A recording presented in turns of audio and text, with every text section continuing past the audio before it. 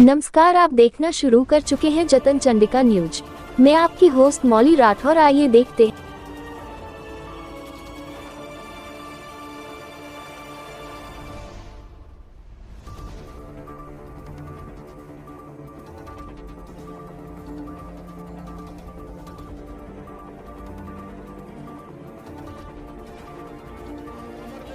के बात है कि हमारे देश के यशस्वी प्रधानमंत्री, यशस्वी गृह मंत्री आदरणीय श्री अमित शाह जी हमारे मार्गदर्शन करे बर यहाँ पहुंची है के चुनाव। मैं चाहूँ कि आप बहुत महत्वपूर्ण चुनाव है।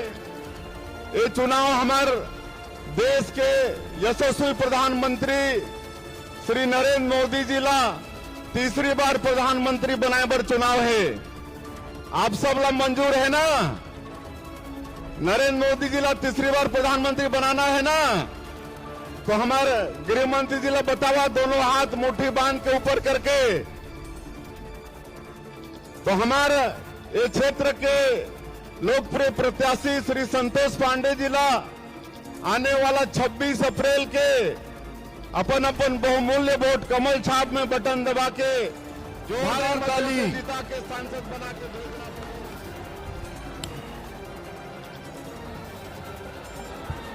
मेरे साथ बोलिए, भारत माता की। क्यों भाई, क्या होगा खैरागढ़ वालों की आवाज को? 400 पार करनी है या नहीं करनी है? मोदी जी को तीसरी बार प्रधानमंत्री बनाना है या नहीं बनाना है? संतोष जी को दूसरी बार सांसद बनाना है या नहीं बनाना है? तो ऐसी आवाज नहीं चलेगी भाई। दोनों हाथ उठाइए, उठाइए सभी लोग, दोनों हाथ। सामने बैठे हैं गैलरी में, वो भी उठाए जरा। विजय के संकल्प की मुट्ठी बींचिए और प्रचंड आवाज से बोलिए, भारत माता की, भारत माता की। जय श्री राम, जय जय श्री राम। आज इस सभा के मंच पर उपस्थित छत्तीसगढ़ के लोकप्रिय मुख्यमंत्री विष्णुदेव साय जी, उप मुख्यमंत्री भाई विजय शर्मा जी, हमारे प्रभारी श्री नितिन नवीन जी, श्री नारायण चंदेल जी, अशोक शर्मा जी, श्री खूबचंद पारेख जी, शिवरतन शर्मा जी, भूपेंद्र संवन्नी जी, भूतपूर्व सांसद और युवा नेता अभिषेक सिंह जी, और आज जिनको जिताने के लिए मैं यहां आया हूं, ऐसे हमारे प्रत्याशी श्रीमान संतोष पांडे जी, और आज इस सभा में आए हुए प्यारे भाइयों, बहनों, माताओं और मेरे जिगर के टुकड़े जैसे युवा मित्रों, आप सभी को नमस्कार। सबसे पहले मैं मां बमलेश्वरी, मां दंतेश्वरी, मां महामाया और चंद्रहासिनी मां को प्रणाम कर कर मेरी बात की शुरुआत करना चाहता हूं। आज मैं यहां आया हूं तब चंद्रगिरी तीर्थ के आचार्य विद्यासागर महाराज जी को भी स्मरण कर कर श्रद्धांजलि देना चाहता हूं। भाई और बहनों, आज अंबेडकर जयंती है। आज पूरा देश हमारे संविधान के निर्माता अंबेडकर जी को याद करता है। उनका योगदान इस देश के दलित, पिछड़े, आदिवासी, गरीबों के लिए कभी भुलाया नहीं जा सकता। आज के दिन सभी लोग संविधान के स्पिरिट को जमीन तक ले जाने के काम करते हैं, मगर ये कांग्रेस पार्टी आज के दिन भी झूठ बोलने से बाज नहीं आती। अभी अभी मैंने टीवी पर देखा, कांग्रेस के नेता खड़गे जी ने कहा मोदी जी संविधान बदल देंगे, और इनके चेले चपाटे नीचे कहते हैं मोदी जी आरक्षण खत्म कर देंगे। भाई और बहनों, मैं छत्तीसगढ़ की जनता को कहने आया हूं, जब तक भारतीय जनता पार्टी राजनीति में है, आरक्षण को हम कुछ नहीं होने देंगे। आरक्षण चाहे आदिवासियों का हो, दलितों का हो या पिछड़े समाज का हो, भारतीय जनता पार्टी ना आरक्षण खत्म करेगी, ना कांग्रेस खत्म करना चाहे तो उसको हम खत्म भी नहीं करने देंगे। भाई और बहनों, ये लोग झूठ का व्यापार कर। आज यहां पर हमारे प्रत्याशी संतोष पांडे जी है और उनके सामने महादेव ऐप से पूरे देश में जिनको लोग जानते हैं वो भूपेश कक्का है। भाई और बहनों, बताओ, अभी अभी इस राज्य की जनता ने इनको करारी हार दी है। छत्तीसगढ़ के इतिहास में सबसे बड़ा विजय भारतीय जनता पार्टी को अगर छत्तीसगढ़ की जनता ने दिया है तो हमारे विष्णुदेव साय को बहुमति देने का विषय दिया है। और ये भूपेश कक्का, मैं बाद में उनकी बात करता हूं, इतना सारा भ्रष्टाचार कर कर पेट नहीं भरा है, अभी भी यहां से सांसद बनना चाहते हैं। मैं आज राजनांदगांव की जनता को कहने आया हूं, आप लोगों ने भूपेश कक्का को विधानसभा में हराया, छत्तीसगढ़ की जनता ने हराया, इससे भी बड़े मार्जिन के साथ इनको फिर से एक बार घर पर भेजने का काम करिए और संतोष पांडे को विजयी बनाइए। भाई और बहनों, संतोष पांडे जी के नाम के सामने कमल का निशान है। कमल के निशान पर जितना भी बटन दबाओगे वो वोट सीधा दिल्ली में नरेंद्र मोदी के अकाउंट में जाने वाला है।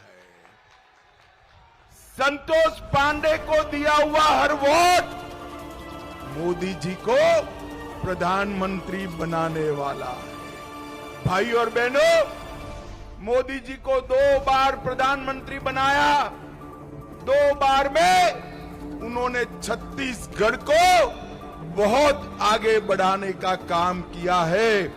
तीसरी बार बना दो, मैं आपको बताता हूं कि छत्तीसगढ़ को हम नक्सलवाद से मुक्त राज्य बनाने का काम करेंगे। भाई और बहनों, आज जब मैं यहां आया हूं तब मैं हमारे मुख्यमंत्री और गृह मंत्री, उप मुख्यमंत्री विजय जी को विशेष बधाई देने आया।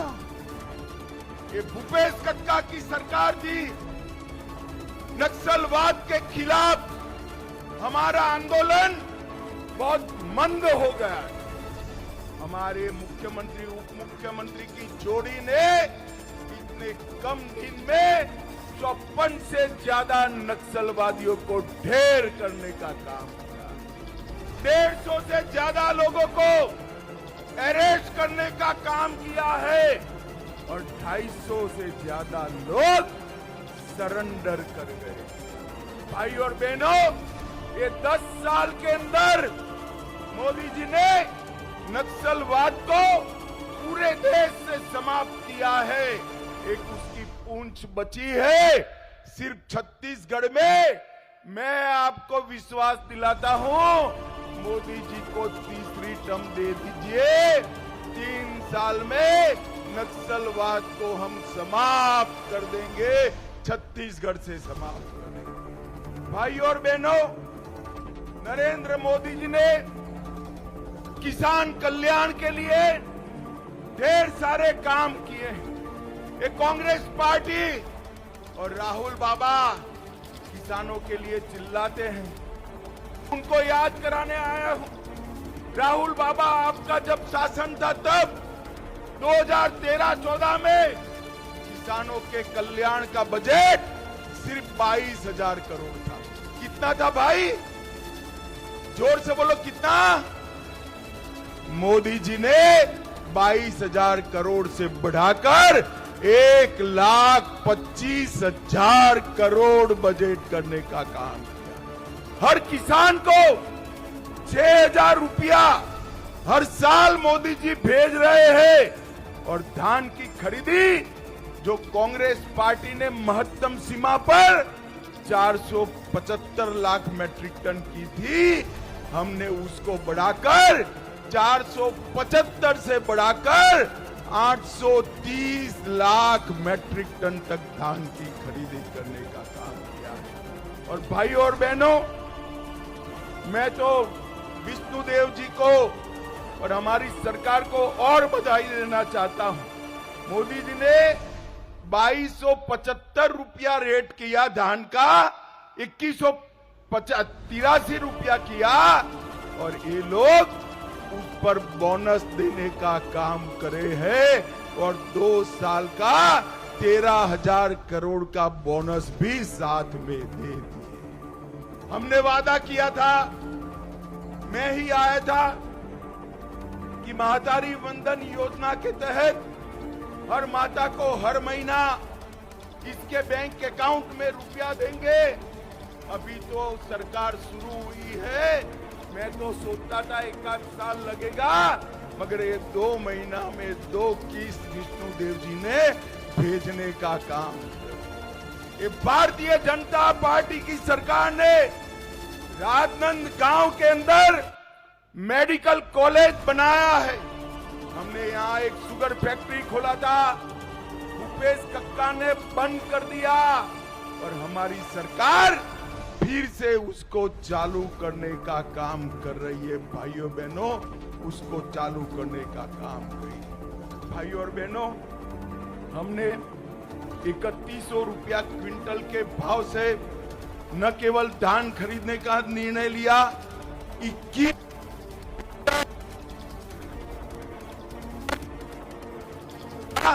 हमने निर्णय किया है, और लगभग 24 लाख किसानों को इसका फायदा होगा। भारतीय जनता पार्टी की सरकार, चाहे अटल जी की हो, नरेंद्र मोदी जी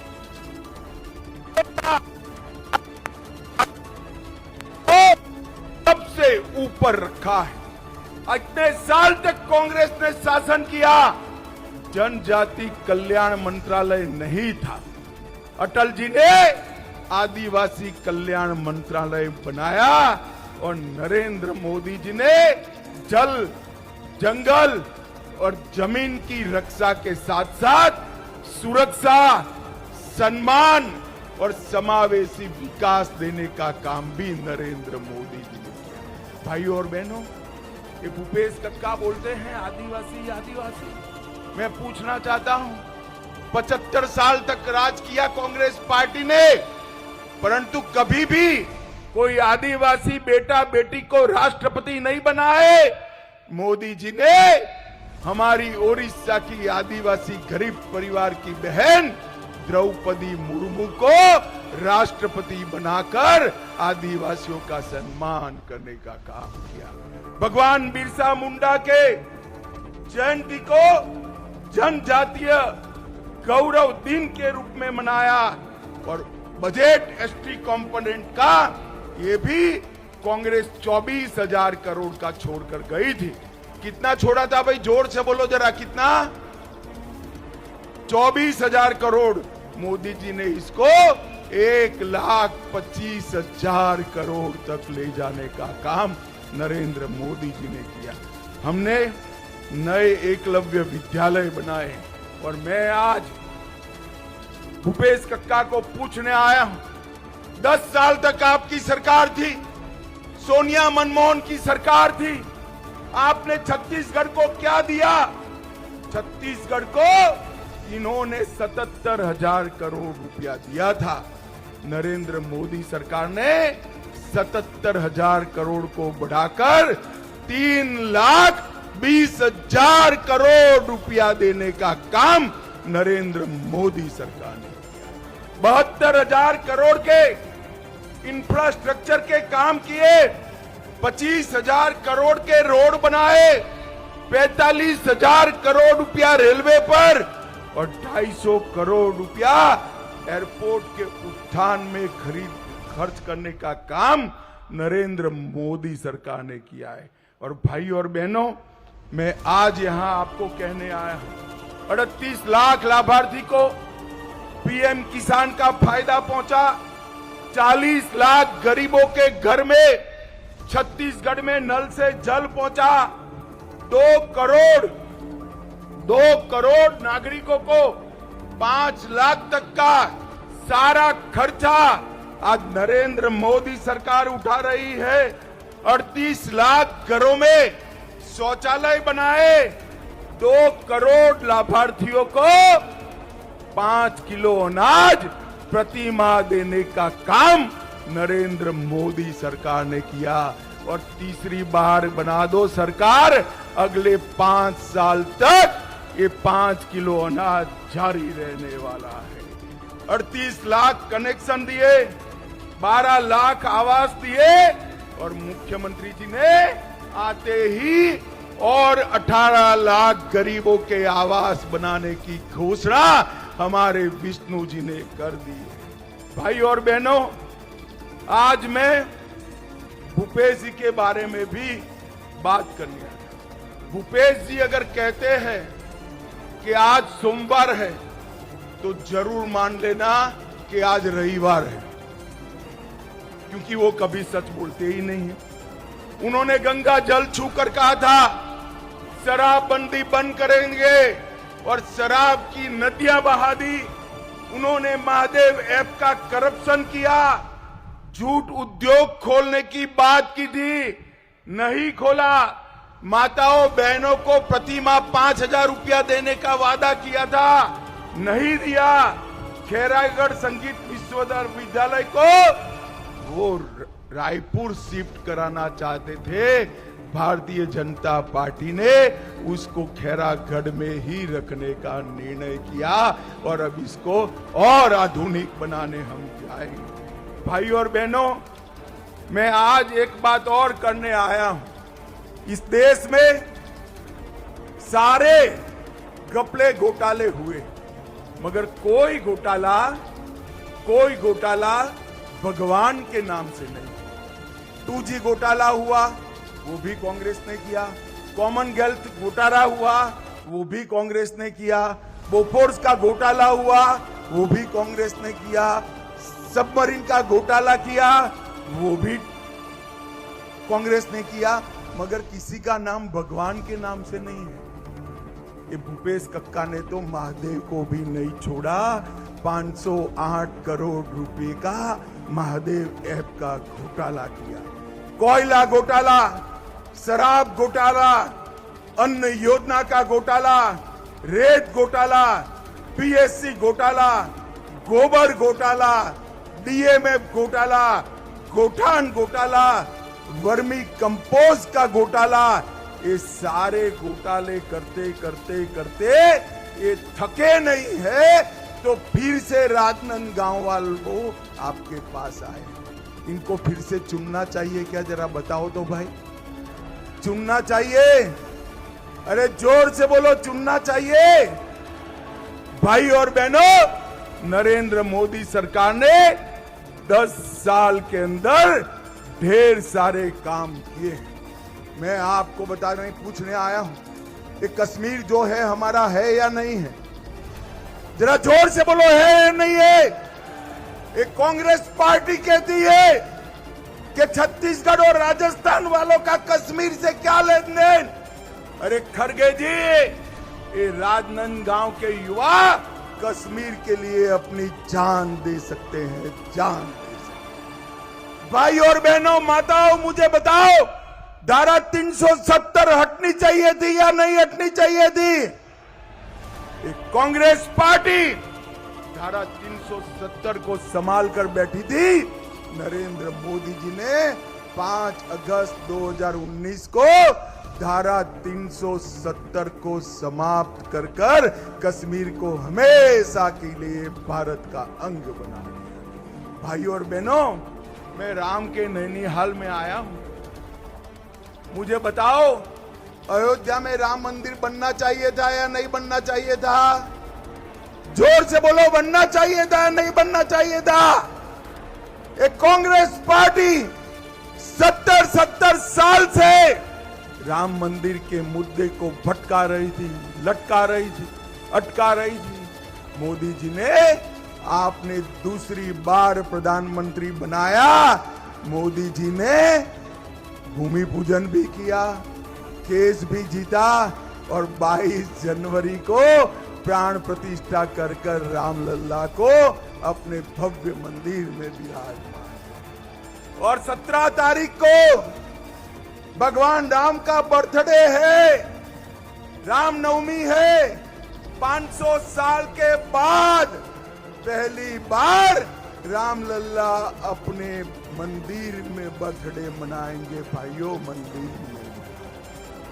भाइयों और बहनों, ये कांग्रेस पार्टी ने कुछ नहीं किया। और मैं आज, मोदी जी ने अभी घोषणा पत्र जारी किया है, मैं आज कहकर जाता हूं, हमारा घोषणा पत्र में मोदी जी ने कहा है कि हम पूरे देश में यूसीसी को लागू कराएंगे। भाइयों और बहनों, पूरे देश में विधानसभा और लोकसभा के चुनाव एक साथ कराए जाएंगे। 1 नेशन 1 इलेक्शन जमीन पर लाएंगे। सारे बुजुर्ग 70 साल के जो है वो सारे, कितनी भी इनकम हो, 5 लाख तक का उनका पूरा इलाज फ्री ऑफ कॉस्ट कर दिया जाएगा। 3 करोड़ घर और बनाएंगे। गरीबों के घर पर सोलर पैनल लगाए जाएंगे और 3 करोड़ घरों में झुग्गी झोपड़ी में रहने वालों को प्रायोरिटी देंगे। और गैस का सिलेंडर दिया है ना माताओं बहनों, जोर से ताली बजाओ। अब पानी की तरह नल से गैस भी आने वाला है और सस्ता गैस आने वाला है। चेतन चंडिका की लगातार सही और सटीक खबरें देखने के लिए चेतन चंडिका न्यूज़ को सब्सक्राइब, लाइक, कमेंट एवं शेयर करना ना भूलें और बेल आइकॉन बटन दबाना ना भूलें। लगातार चेतन चंडिका आप